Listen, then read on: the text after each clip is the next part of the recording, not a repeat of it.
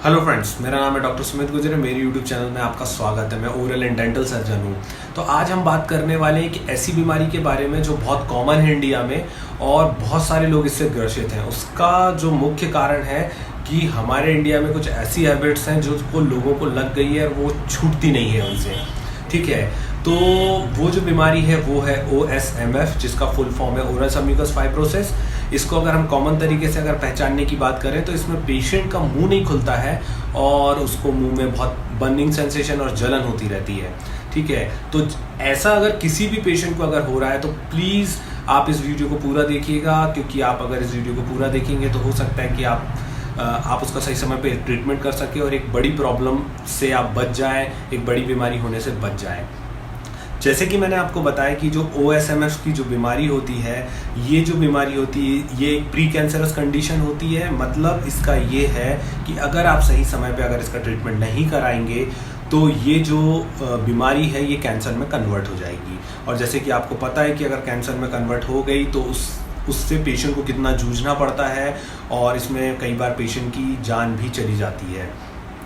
तो अब हम तो इसमें क्या होता है, इसमें देखिए क्या होता है कि जो हमारी जो अंदर की जो स्किन होती है, जो म्यूकोसा होती है, जो कोरल पिंक कलर की होती है, तो इसमें क्या होती है, स्टिफनेस आने लग जाती है, फाइब्रोब्लास्टिक चेंज होने लग जाते हैं और हमको मुंह खोलने में दिक्कत होती है और खाना खाने में दिक्कत होती है। तो ये इसमें नॉर्मली ऐसा होता है, हमें देखने को मिलता है।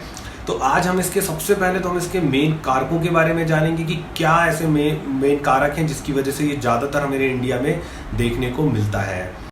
तो इसके जो मुख्य कारक होते हैं वो है स्पाइसी फूड खाना। जैसे कि हमारे इंडिया में बहुत सारे लोग स्पाइसी खाना बहुत पसंद करते हैं। तो जो लोग स्पाइसी खाना खाते हैं, तो स्पाइसी जो खाना होता है वो एक लोकल इरिटेंट की तरह कार्य करता है, जो हमारे गालों में बर्निंग सेंसेशन कर देता है और वो म्यूकोसा को सेंसिटिव कर देता है, जिसकी वजह से ये प्रॉब्लम हमें क्रिएट होती है।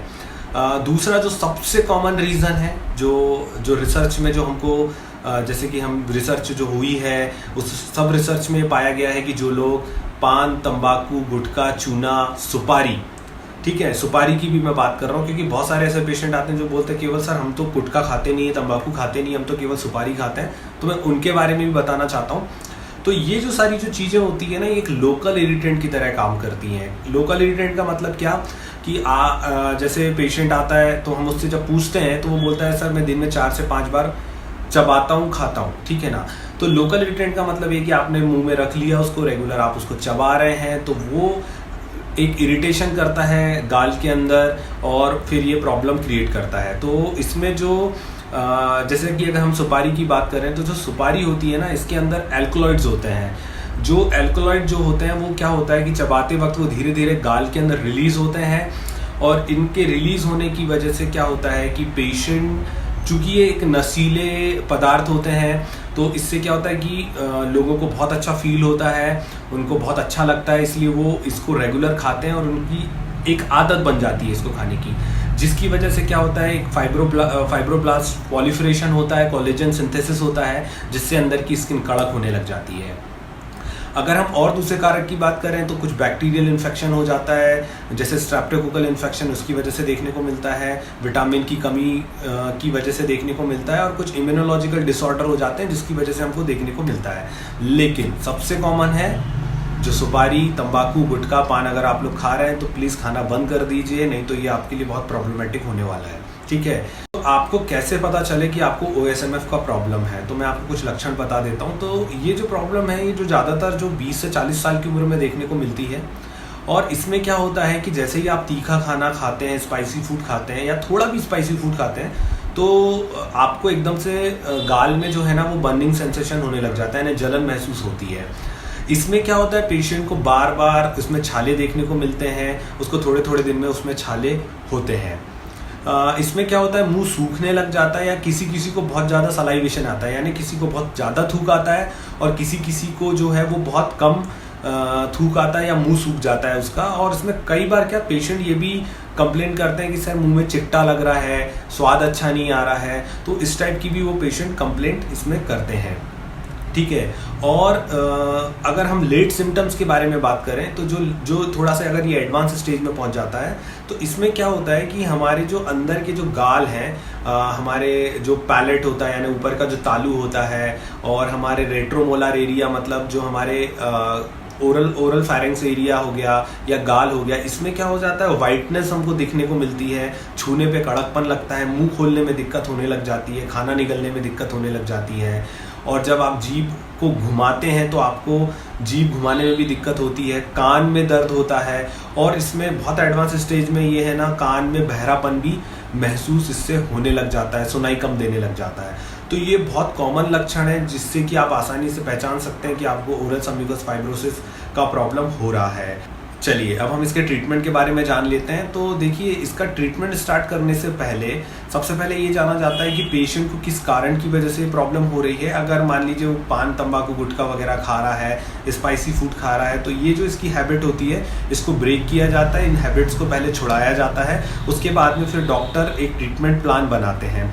अब इसका जो ट्रीटमेंट प्लान बनता है वो इसकी पेशेंट की कंडीशन पे बनता है। अब ये जो कंडीशंस होती हैं, ये कंडीशन के हिसाब से ट्रीटमेंट प्लान बनता है। तो इसमें मैं आपको बता देता हूँ, कुछ कैटेगराइज में इसको डिवाइड किया गया है। अगर अर्ली स्टेज में होता है तो इसको मेडिकेशन के थ्रू ठीक करने की कोशिश की जाती है। अगर इसकी कंडीशन अगर मीडियम में है, ये मीडियम फेस में होता है, तो इसमें कुछ मुंह के अंदर इंट्रालीजनल इंजेक्शन लगते हैं। जहाँ पे आपको प्रॉब्लम होती है वहाँ कुछ इंजेक्शंस लगाए जाते हैं, वो मैं आपको थोड़ा सा अभी समझाता हूँ।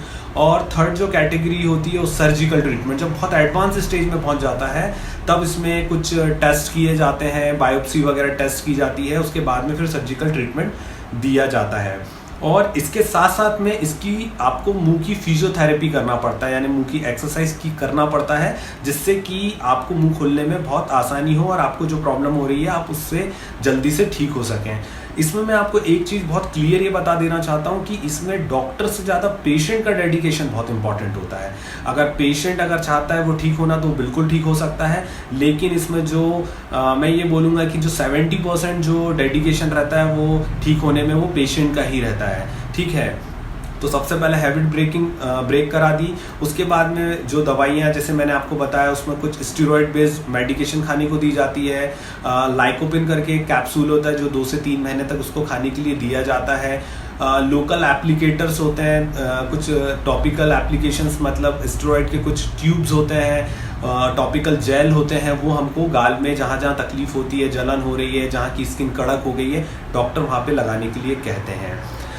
जैसे इंट्रालीजनल इंजेक्शन के बारे में मैंने आपको जो बताया वो एक्चुअल में क्या होता है, कुछ कॉम्बिनेशंस होते हैं जिनको हर हफ्ते में 2 बार लगाया जाता है।